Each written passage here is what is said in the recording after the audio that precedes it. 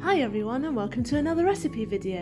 And today I've jumped on the puff pastry Christmas tree bandwagon and making a pistachio matcha puff pastry Christmas tree, because apparently I love green food. Now you'll probably be happy to hear that this is a much lower effort recipe than last week's cream puffs, because there are fewer recipes and fewer stages and it takes a lot less time. And the main ingredient is ready rolled puff pastry, which is even easier. I love it.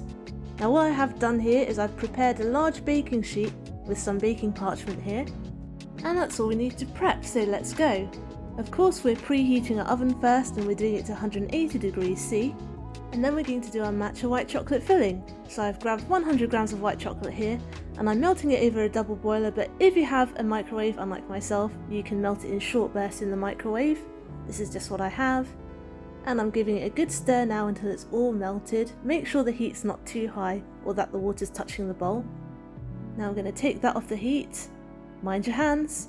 Now I'm going to add the matcha. And here I'm adding 2 teaspoonfuls of matcha. And they are a little bit heaped because I do like my matcha. How many times can I say matcha in one sentence? Anyway, I'm sifting the matcha in, just so that there are no lumps. And then I'm going to give it a nice good stir until it's all smooth and green.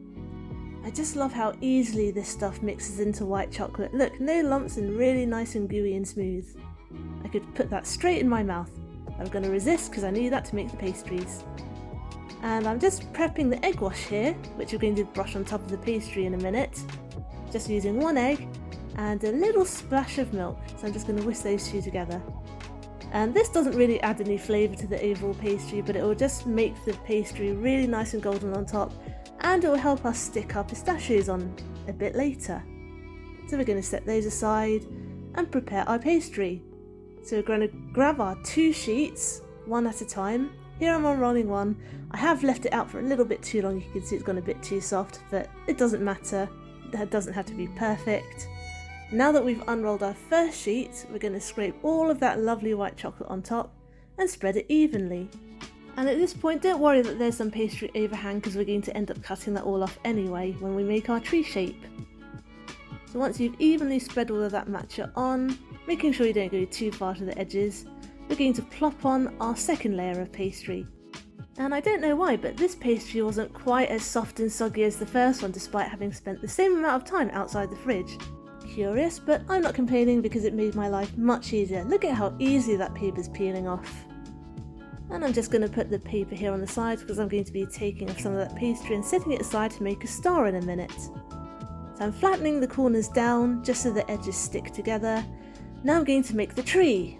And don't overthink it like I did, it really isn't rocket science, just go for it. You're going to want to cut a triangle shape at the top like this.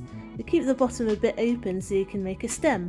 Some people don't actually cut a stem, or a trunk rather, into the bottom, but I quite liked it.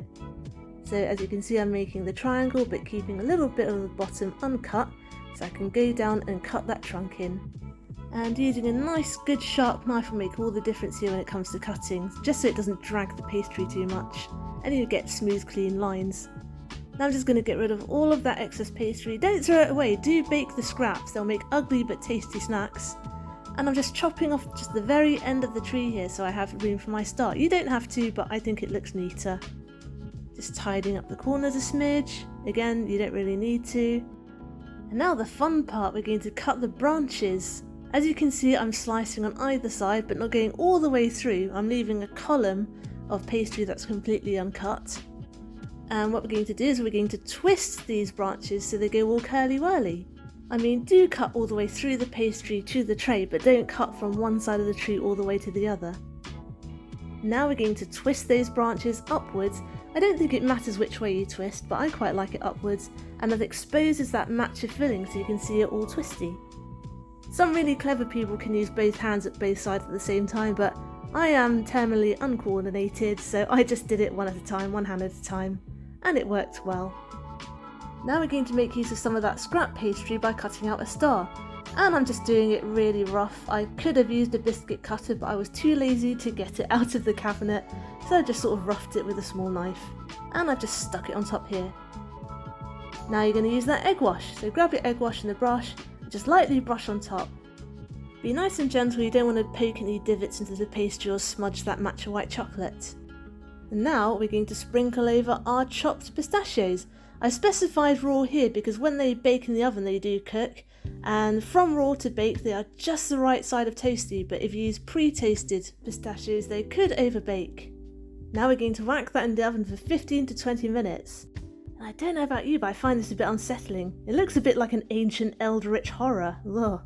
But it does taste amazing. And it doesn't look quite as spooky now we've pulled it out of the oven and it's stopped moving. Now this part's entirely optional, but I do like to spray that star with a little bit of edible gold spray. I mean, technically all the steps are optional, but then you wouldn't have quite the same result. So this is just what I recommend, and what I think looks good. Also, don't use too much spray because we don't want to make the pastry soggy. And as you can see, I gave it a little paper towel bib so I didn't end up spraying the whole thing gold, just the star. Now we're going to make some icing just to drizzle over.